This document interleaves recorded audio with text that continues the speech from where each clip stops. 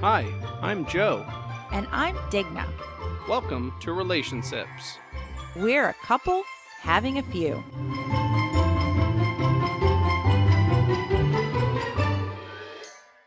You can find us on social media. We're on Facebook, and it's facebook.com/a-couple-having-a-few.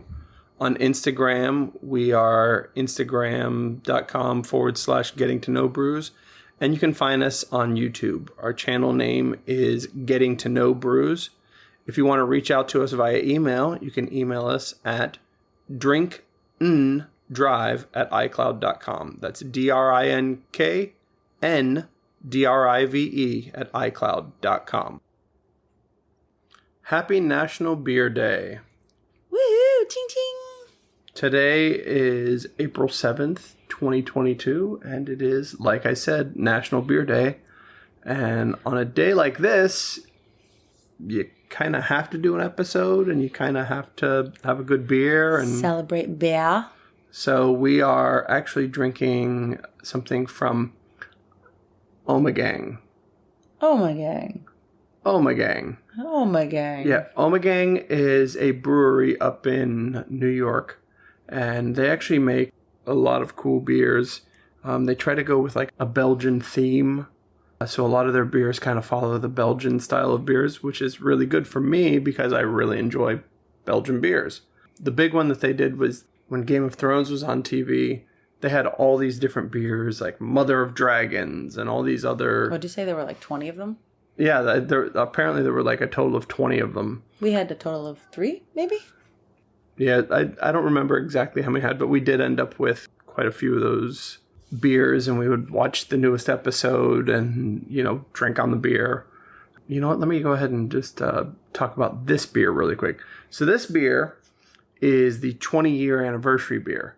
So this brewery came out in 97. They became a brewery. So this beer, do the math, would be 2017. So this beer has actually been aged for 5 years, in addition to the fact that it was, their celebration beer. So this is actually almost a 25-year beer at this point. Thanks, Trish. We got this from our friend Trish. They were gifted the beer, and they're not really beer drinkers, so they have been kind enough to let it age for us. So I have not done anything. I haven't had a sip of this beer. I'm not sure what's going on here. But we're waiting. But we're going to see what this beer is all about real quick. What is it called? It's their 20th anniversary beer. Oh, I thought there was a special name. That's all. Yeah. Ta-da! 20th anniversary beer. Ta-da! Oh, okay. Definitely smells Belgian right there. It's very sweet. It's a bit nutty. I will say it didn't have on the bottle what the ABV is, but it does have that Belgian taste. Kind of has like a quad flavor maybe, but it's very sweet, a little bit nutty like you said. Mm-hmm. This is definitely a sipping beer. Do you know what kind of beer it is? Is it a quad? Yeah, I mean, I don't know if it's a quad or not. Like I said, I don't know what the ABV is, but It's very true Belgian flavor, but I do like that extra hint of nuttiness. Ommegang is a word that I am not familiar with. Ommegang. Ommegang. So what I found about it is in 1549, Holy Roman Emperor King Charles V visited medieval Brussels with hundreds from his royal court. To welcome the king, merchants, vendors, cooks, brewers, don't forget the brewers, musicians, and theater troupes lined up around the city walls and joined in a celebration as his entourage passed by. The parade became known as Ommegang, a word that variously means coming together and walking about. The Brussels Ommegang Festival continues to this day. What? I want to go. Right? Ooh, my 40th birthday. So that's going to be the theme. Yeah, so now so it's either coming together or walking about. I need people to celebrate. I need vendors and cooks and brewers for my 40th birthday to Ommegang around me. And Belgian beers in Belgium for a Belgium beer festival. I can't see how I would have a bad time Brussels. there. So yeah, that's Ommegang. I didn't know. I was like, is it Ommegang or Ommegang? Ommegang? Yeah, I had no idea. It's Ommegang. Ommegang. So, yeah, that's a festival that's been happening for quite some time. Yeah, long time. And I would like to go to that. Yeah, 1549. So it's been a hot minute. So this beer itself is not from 1549 because it would be skunky. That is a well-aged beer. I wonder if there'd even be anything left in the bottle. All evaporate. Just some crunchiness. like goo in the bottom, maybe at best. No, it's actually a very nice beer. Very nice beer. It aged out really, really well.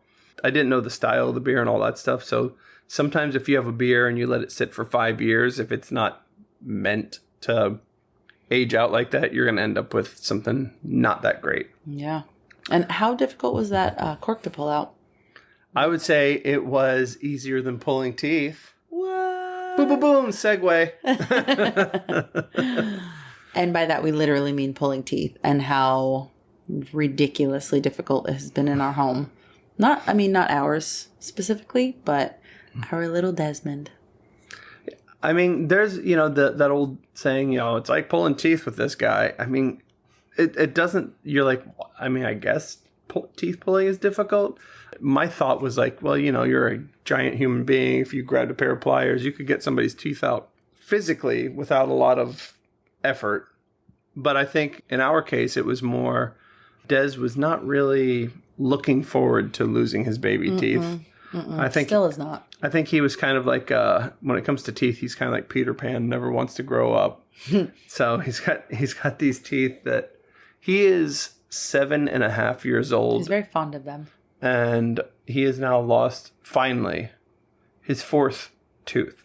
And this tooth was so ready to come out that you could actually see, it was one of his top teeth. You could see the tooth below it was like pushing it out of the way.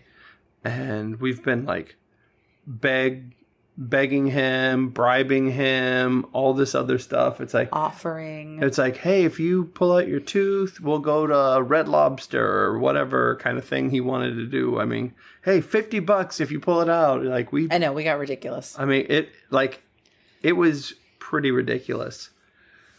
In the end, he still didn't pull it out. He did not. But you know what? I'm proud of my damn self, because I was exactly like him as a child, and I refused to pull my teeth out. And I got braces, and I had large teeth problems. And now because you've talked about this, but you kind of glanced over it. So because you refused to pull your teeth out, what happened before you got your braces? Oh, I think I was 12. And I had to go to the dentist and have 8 teeth removed in one day. 8 teeth extracted by a dentist, all of that in one day. So that was like, obviously And that was the precursor to me getting braces. So it wasn't like, oh, we got all your teeth out. Congratulations. Now you can grow your adult teeth. Oh, no. It was, cool. Now your gums can heal. And however long after that, we're going to ram some metal spikes into your head, and good luck with that for 2 years. Yeah, that is and I don't, because I'm not a dentist, as I've said many times, I'm not a this, I'm not a that, I'm not whatever, I'm not an orthodontist. I don't know if, and maybe I have somebody who's a dentist who's a listener and they could kind of chime in, but I don't know if it just happened that she was going to get braces regardless, or if it's because she didn't pull her teeth out that they were going to grow in crooked. Maybe somebody can say for sure one way or the other. I mean, I ripped my teeth out, as soon as they were like, gave me a little inkling that, yeah, they're ready. It's like, oh, that's it. I mean, honestly, I'm surprised I didn't get some sort of like hoof and mouth disease. Because, as a kid, as a little Biting kid, nails, look at Desmond's fingernails. He goes out and plays. He always has like He's the outside dirt for 5 minutes and he's got dirty fingers. Yeah, always got the dirt underneath. And then, I was the same way. I played in the dirt and all that stuff. And here I am with my dirty old hands just shoving them in my face and, surprised that, oh, great, you got your tooth out. And also you've got some sort of face infection. You now have an abscess. Now I have to take out more teeth. You have an abscess face. But yeah, he was very reticent to take his own tooth out for as much as it was moving. And I finally sat in front of him and put the TV on behind me. And I just told him to watch the TV. And somehow the TV magically zombied him into submission, and he let me pull the tooth out, which I thought was one of the most disgusting things I've done this year. It did that whole like feeling, and I mean, he was surprised, I was surprised, there was blood, we both hugged and jumped up and down and patted ourselves on the back, and you know, after that went about with our day. But it was a whole ordeal. And I was at the grocery store, by the way, when this happened, so I did feel like I had to broker some sort of like, I don't know, it had to happen while you were gone, because I think you don't scare him, but specifically when it comes to his teeth, he gets so protective that I think for some reason you're like, let's do it. And he's like, he sees your giant hands and he's like, no. I will rip out his teeth. I felt like I had a good amount of like, I don't know, camaraderie, I guess, at the moment with him. Like, dude, I've been there. We've done this. Like, and I don't mean to put it this way, but I was like, let's just do this while daddy's gone so that we can surprise him when he gets back. And he'll be like, what? You guys did it without me? Because we're both wusses. And we did. So I didn't want it to be like super traumatic, because it's just going to make the next ones just as difficult or more difficult. So, I mean, I feel like it was not, but we'll see when it's time for the next one to come out. I honestly thought, because the first one was an ordeal. That one might have been a mistake. I mean, that one we tried to do the string and pull it, and the string came off, and it took forever for us to be able to get the string on there and all that kind of stuff. So pulled it, and the string came off, so the tooth wasn't ready. Off. Yeah, exactly. It slipped off, and he was just kind of like, he was a little bit like aghast. He was like, the tooth's still in there, and I felt that and all stuff. So before he had a chance to like really freak out, I kind of lunged at him and grabbed that tooth and was like... So when I say that he's a little bit intimidated by Joe doing it, I mean he's a little bit traumatized. To me, that's the worst case scenario. Of course, and that's what happened with the first tooth. So it was like, well, we can't fix this. We cannot go uphill. But then the second tooth, he's just like randomly one day brushing his teeth in the morning. He's like, my tooth came out, and I'm like, yeah, right. And like he walks out, there it is. I'm like, oh, your tooth did come out, and it was nothing. So I was like, all right. So we had the hard one was the first one. Second one was like super easy, and I'm like, oh, I think we're over that trial and tribulation of the tooth pulling thing. The first nerves. And no, that was not the case. And the third one, I forgot. The third one came out easily, but he was eating, and it like totally shifted in his mouth, but not enough to come out.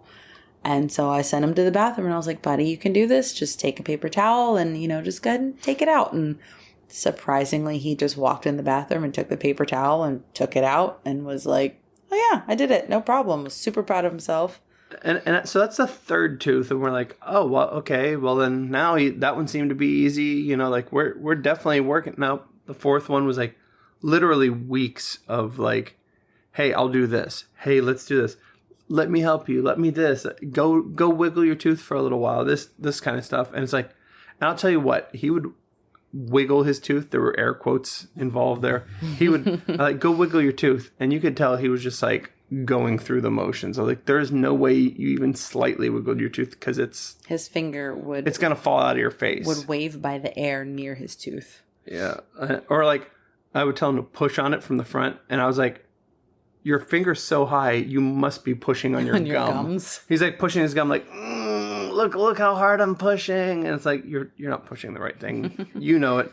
And I would be like, you're obviously not trying, because if you pushed, it would just be out of your head now, because it was that loose. But we did do it, pulled it out, and now he like loves staring at himself in the mirror with his like toothless grin, which I look like a nerdy hillbilly. He does look like a nerdy hillbilly. That's the nerdy part. So cute, though. He just looks like a hillbilly. Yeah, it's adorable. But now he's really proud of it, like he was last time. And he may revert back to not really wanting to take it out. But he did tell me today that he was wiggling his other tooth. Yeah, well, that's the thing. He has, so this one that just came out, the one that, like I said, was like pulling teeth, that was his top tooth, his top left, with the front teeth. So the other top tooth is still there, and it's loose as well. And I really want him to, like, while he's kind of on this, like, high of, like, yeah, I just lost my tooth. Like, let's get this other one out. Like, let's do this, man. You're like, we said that last time. It didn't yeah, happen. and it didn't happen. It's okay. But you know what? If he said he's wiggling it already, maybe he's excited. I think he honestly wants to see what he looks like with no front teeth, which will be crazy. Because you typically lose those teeth when you're like 6. Just in case no one's told you, if you have not had kids or have not been around kids who've lost teeth. Or have never been a child. Or don't have any pictures of yourself having lost teeth. Kids look ridiculous at this stage. Like their faces are just hilarious and adorable, but ridiculous. They've got all these gaps in their mouth and it just... Well, yeah, that was the thing too. Before he pulled the tooth, before she pulled the tooth. I did it! His 2 front teeth, they were still touching one another, but the teeth next to that, they had spread out. I guess, preparing for more teeth to come in. Your mouth's getting bigger also. His head got So he had this like giant gap where it looked like 2 more baby teeth should be in his mouth. So it looked like he actually lost more teeth, but there weren't any teeth missing. Just everything in there had shifted. So it finally came out. I think that pulling teeth is probably going to continue to be a chore. Like pulling teeth? Like pulling teeth. Yeah. In other news, we mentioned previously, we're done with school. Woo-hoo. But we're not done with Skoolies. Skoolie? Skoolies.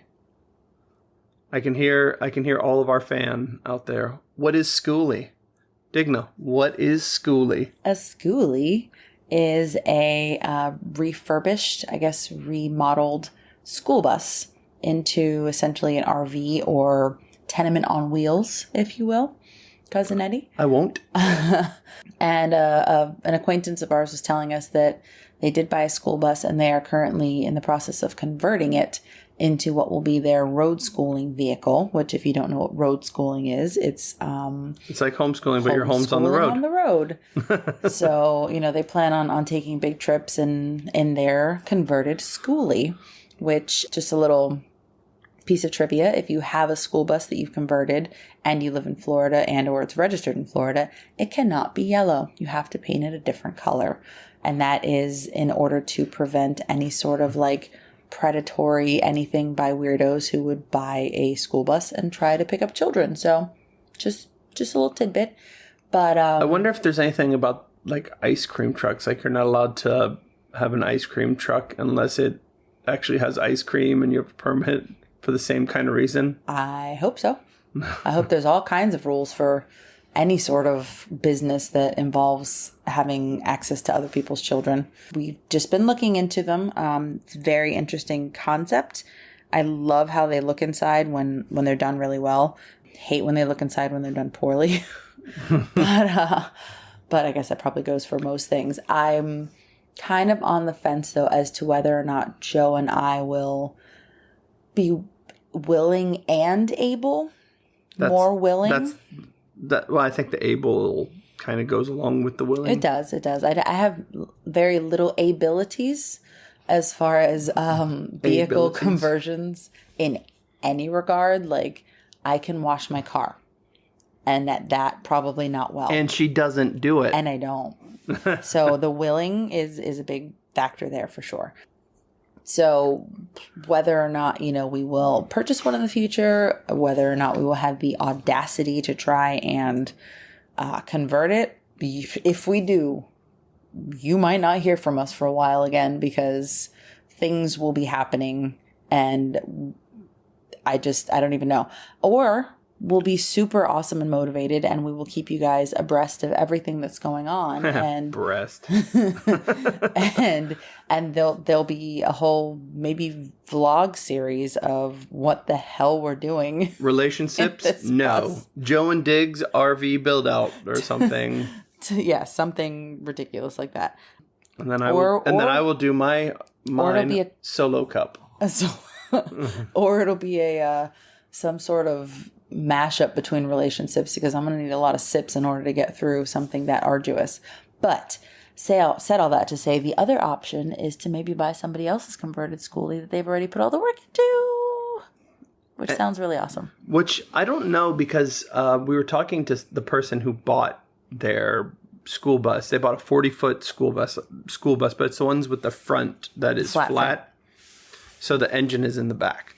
So not the ones you see with like the big bubble in the front, but I mean it's still a school bus. I think she called it a dog nose. The dog nose. Okay, so minus the dog nose, or it's more like a pug nose now.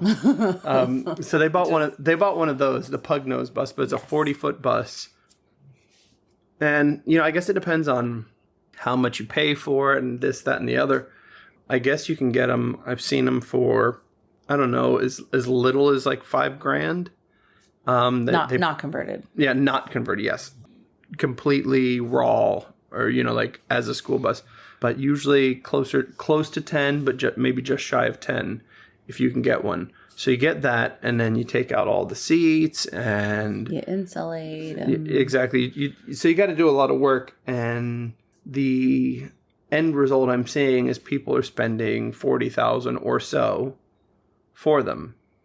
So if I were to say buy one for less than $40,000, then win-win.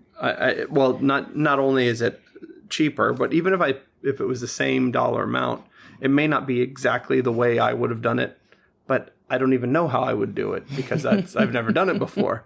But there's so much, time and effort is the big thing. Like, I'm not afraid of the time and effort, but I don't know what I'm doing. Maybe so you have no idea what time you're putting into it. Exactly. Like, you're putting in more time because you're figuring out what to do, and more effort because you've never done it before. Yeah, you're making mistakes. And so I feel like I think for us, it would actually be kind of cool to have one, even semi-short term, so that we could point out the things that we'd rather do and rather have. And if we did at some point decide we wanted to create one ourselves, at least we have like a base to work from.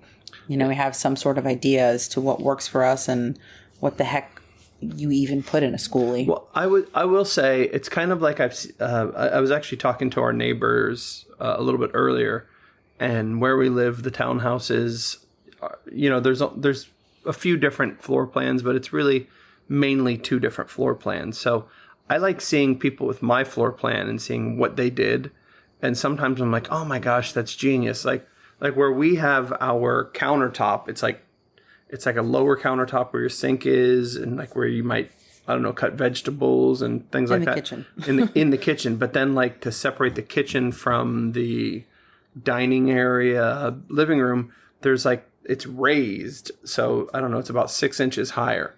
So instead of like one continuous counter, it's like a shorter counter or a more slender counter, and then another slender counter so raised. So you can put stools and sit there. Exactly. But looking at it now, having gone into like Digna's dad's place, who he has the same model, and his, instead of having that step up, it's just one large counter. And I really hate that we have the 2 smaller counters when we could have one awesome counter. So it's things like that I would be cool to see a bunch of different skoolies. Skoolie. And, kind of say, oh, I like this and this one. I hate that. I wish we had this. Oh, it would be cool if, like, some people use composting toilets, which I don't know everything about them, but they're pretty much, as you hear, composting toilets. So you don't have, like, a tank and it goes down into, like, a sewer type thing. You're making mulch out of doo-doo. God.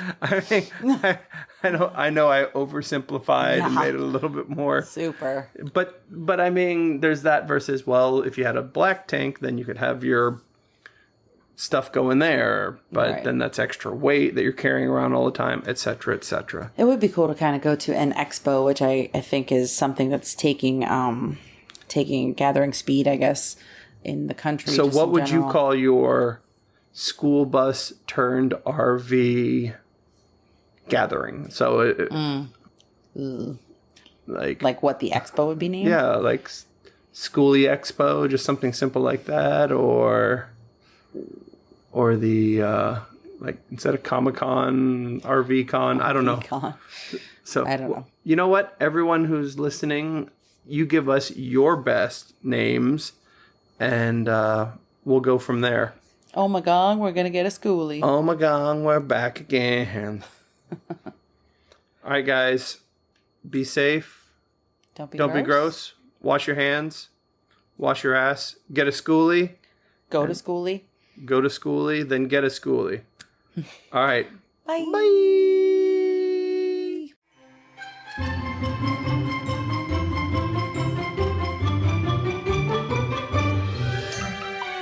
This has been a Getting to Know Brews presentation.